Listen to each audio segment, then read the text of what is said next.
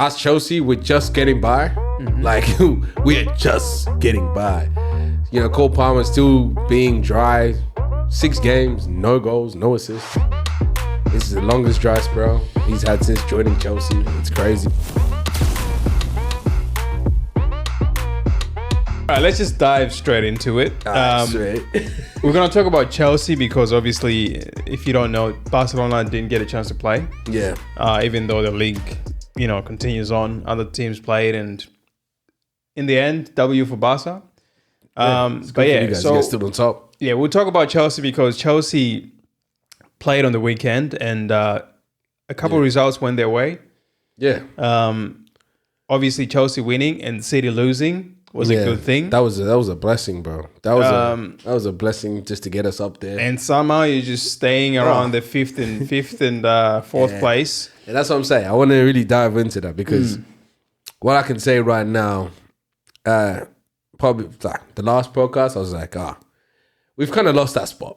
We might be battling for 4th, but it's going to be very close. But now, I have belief that us, Arsenal, and Nottingham Forest are going to be battling for 2nd spot. Because the way it's looking, it's very close. Arsenal have really dropped their ball once again. They have, but don't get carried away. I'm not getting carried away. Worry about 4th spot. Just worry about 4th spot. Okay, I'll worry about it for now. Because if you get into 3rd place, then you can start worrying about 2nd. But 3rd place is only a game away. Forest is not an... look. There's not a pushover. I think Forest... I know. I'm still worried about Forest finishing 3rd. 3rd. Not even 3rd. Finishing top 4. See, I feel like they... Actually, that's what I'm saying. They might sneak in. Because looking at City and looking how City's performing, it's not looking good, but they still have a few games to bring that up. Us Chelsea, we're just getting by. Like, we are just getting by. You know, Cole Palmer still being dry. 6 games, no goals, no assists. It's the longest dry spell he's had since joining Chelsea. It's crazy. I remember when they were talking about Cole Palmer as being the next big thing. You know what I mean? Ballon d'Or numbers. Yeah, but look, it happens to the best of us. Look, Nottingham Forest, I feel like they still will be top 4. But it all just depends on how City if City picks up their game. Yeah. Or Arsenal drops their game. We keep talking about this City picking up the game every week for the past 5 months. Because it's weird. Let's be honest, it's weird. It is weird. Because for the last, how many seasons? For the last 5 seasons, we've seen City do wonders. Yeah. We've seen them turn over the league. Going unbeaten. Fucking... They were scary, man. They were the team to beat. Now they're the team that gets beaten every week. Exactly, man. Because we used to think, oh, fuck, here we go. EPL's turning into a farmers league. Where it's just going to be City. Well, technically, EPL is still a farmers league. Look where Liverpool are compared to the 2nd place. 70 points to 55. Yeah, that's ridiculous. That's ridiculous. It is. I know they have a game in hand, but even then, still, 15 points is crazy. It's crazy. With only 9 about games 9 games. Yeah, so I think it's 9 for Liverpool. Yeah. And it's 10 for everyone else. Yeah, they're too 15 points is crazy. They're too far to be caught. They would have to lose every single game. Literally, 15 points is what? That's so 12 is for 5 games. 5 games in a row of them losing and everyone else winning. Yeah, they've won it. They've won it. They're right now, they just need to focus on getting far in the Champions League. Because if they can win that too, then, hey, look, hands down, they've been the best club in the world this season. Are they still, or they still got a Carabao Cup to play a final? Yeah. With Newcastle. They've got the league. I feel like they might win the cup. I don't see them winning anything else. Why? The Carabao Cup, but you don't think they're going to win the... Champions League. Yeah. Because the Champions League is tricky. It's not always the best teams that win it, you know? That is true. Because in the previous years, like, City has been the favorite for the Champions League for the last 5 years. Yeah, they have. They've only won one. You know? So it's not always the favorite that wins it. Because the Champions League is a knockout cup. Yeah. And in a knockout, it's not always the favorite that wins it. It's not always the favorite. You know? Especially with the, you know what I mean, 2-leg, you're playing home, away. It's, you know what I mean? Your first game really has to be. You have to hang on. You have to hang on. If you can secure, especially if you're away the first game and you can secure that win, then you know you're a bit of an advantage when you go home and you play the second game. Yeah. You know what I mean? And in most cases, bro, the favorite team is playing away first. You know, they'll be playing away first and then somehow lose. And now they're fighting for their lives at home. Yeah. Trying to, you know what I mean, either catch up. But then the people, you know, the team they just versed that were home last, they've got that momentum. Yeah. You're fighting and they're just trying to keep that high, you know what I mean? Yeah. They're just going to be defending to keep that position. So it is a very tough thing. The Liverpool Champions League game they played against PSG did not give me confidence that Liverpool could go any further. Could go too far. Because in recent games they're getting results, but it's just the way they're getting the results. You're just like, it's not too convincing. It's not convincing, you know. Like, don't get me wrong, they're still a great team. If a team goes away and don't play great and still win, that's a champions. You know, like you need that kind of character in your team to be able to fight until the end. No matter what, you still get a result.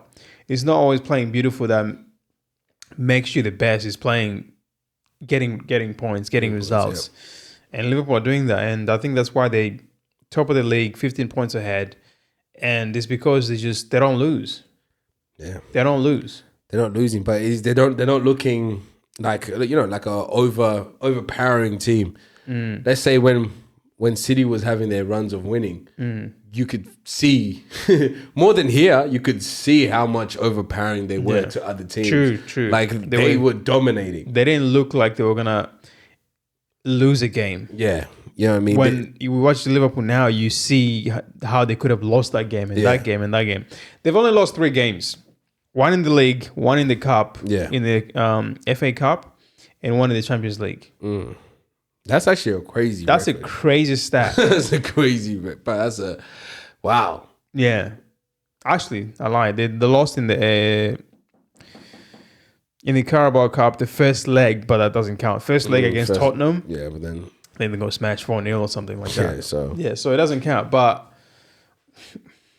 it's just like we said about City. When City came to play, we're not talking about this season.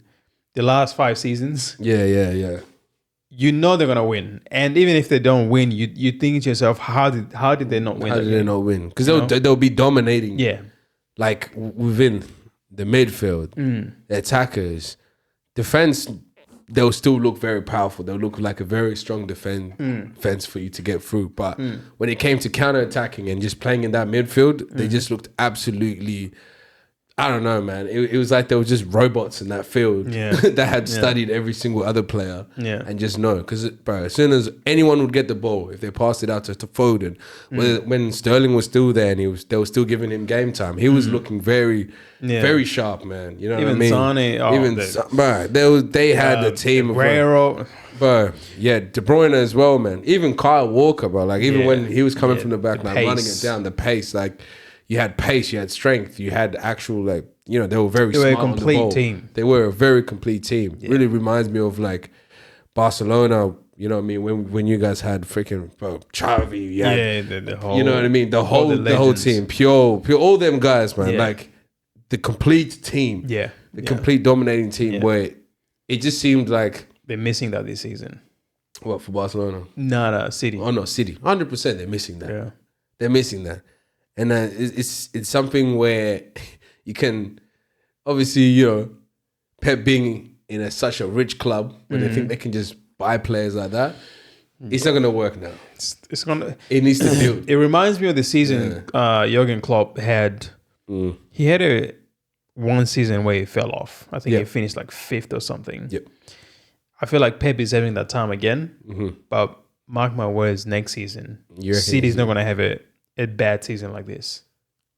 You reckon he's going to reshape that team back? Yeah. Remold them? Yeah. I feel like the fact that they don't have Champions League anymore. Yep. The fact that they're not in the is it the only in one cup?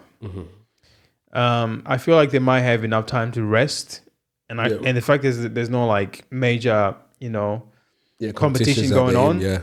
They'll have time to rest, and I feel like they'll kick on in the next season. Rest, reassemble, understand what way. And the injury, and Rodri will be back. I feel like next season is. I don't see Arsenal winning next season. I feel like it's gonna be City and Liverpool going head to head. Chelsea, I don't know where Chelsea's gonna be. Just in and around there, 3rd, 4th. Look, I think we're coming to understand where we're going wrong. Obviously, the same mistakes are still happening. Yeah, but you can see a slow change in it. Where I think next season, I'm not gonna say we're gonna win it. But next season, I think we're going to still be able to keep our name within the top, like the talks of the top 4. I feel like Chelsea is like Arsenal. You need a striker to take the next step. And when I say the next step, I don't mean win the league. I mean like the next step where you're challenging. You're challenging, yeah. But you're more guaranteed to finish top 4 than fighting for the top 4. Fighting for the top 4, yeah. But you're not gonna win the league next season. If you do, that'll be amazing. Yeah, crazy. But I don't think next season Chelsea will be winning the league, but they'll be challenging if they get it goal scorer, like you said. Yeah. If they get a goal scorer, because Jackson is not it. No, Jackson is not a goal scorer. Jackson is not it. He's not. Havertz is not it for Arsenal. I'm glad they took him. I feel like they need a goal scorer. Whether it's a pure like number 9 or centre forward, whatever, or like Liverpool is doing now, they got a Salah. Yeah. If you get someone like a Salah in the Chelsea or Arsenal team, I feel like that's also why Arsenal is falling off. Saka is not there. Yeah, that's very true. But having someone like a Salah or having someone like a Haaland in your team, changes a lot of things. So I feel like that's what Chelsea need, because you guys got a lot of positions pretty much like. Yeah, they're all sorted. We just need someone to kind of get that conversion rate up. Yeah, because you guys create a lot of chances. They're not being like, no one is clinical enough to finish them. No, man. Like, that's what we thought we had found that person. We thought we had found that person within Cole Palmer. Oh, Palmer. Within Cole. Because obviously early in the season, he was just getting it in and he was making it look easier. He was making it look so easy where I don't know, in a sense, I guess we all kind of go like, if he's doing this now, wait until like mid-season when he's had more time and like, what can he achieve then? Like, you know what I mean? But I feel like we gave him too much. You relied on him too much. Yeah, we gave him too much reliance and like, just, you know what I mean? We'll like let him do whatever he wanted. And that could have fed his ego where he felt like he didn't have to keep trying to be better. Yeah. You know what I mean? But I feel like Maresca I think Cole Palmer is realizing, okay, I still have so much room to develop. Yeah. And I feel like Maresca as well is also kind of just giving it to him, like, you know what I mean? Yeah. Like, you ain't doing really much for the team right now. But obviously when I say Chelsea need a striker or a goal scorer or someone like a Salah, for example. Yeah. The team still has to be able to generate other goals besides the goal scorer. Besides the goal scorer, because you need midfielders to be scoring. You need defenders to also like every now and then score that goal that you desperately need because you can't get it from anywhere else. Yeah, from a corner, a set piece, whatever it might be. You need your goalkeeper to be on top of his shit because you can't be scoring 3 goals over there and conceding 4 on the other end. You know what I mean? Sanchez all over the place, man. So it needs to be a collective thing. It can't just be rely on the striker and say, we got a striker. Now you're scoring 3 goals, but you can't fucking keep goals out of your own net. Yeah. So that's very true, man. Go on.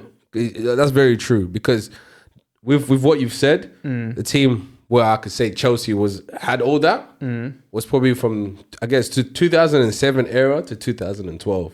Where we pretty much had complete team. Yeah. And even though were a few players that did move to other teams or whatever, but when we replaced a different player, like it was still a complete team. Yeah. Where we had our defenders like getting like John Terry would get those odd random goals from headers or set pieces or A Cole, or you had we had the Drogbas, we had like Lampards, we had all them Anelkas, all those guys scoring from Czech anywhere. was keeping him out. And Czech was just he was a bus. Yeah. Himself alone, he was just amazing, you know what I mean? And yeah, I think that was probably the last time you saw a complete Chelsea. Maybe not the last time. Even when we had Hazard and William and all like them players playing as well there, and like Kante when he was, you know what I mean? That was a complete team as well.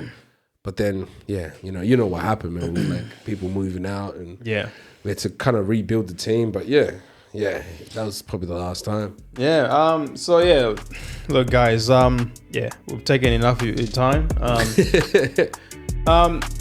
Comment below to tell us who do you think will revolutionize Chelsea if they were signed. Like who do you want Chelsea to sign? Yeah, and can change, I guess, the direction of Chelsea. Whether it's a striker, whether it's a winger, whether it's a defender, goalkeeper, even like another midfielder, goalkeeper, whatever.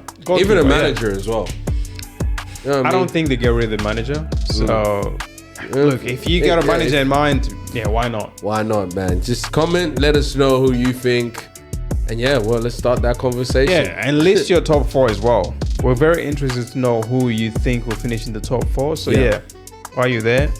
Do the top 4. Do your top 4. Press that red button. Yeah. And we'll get back to you as always.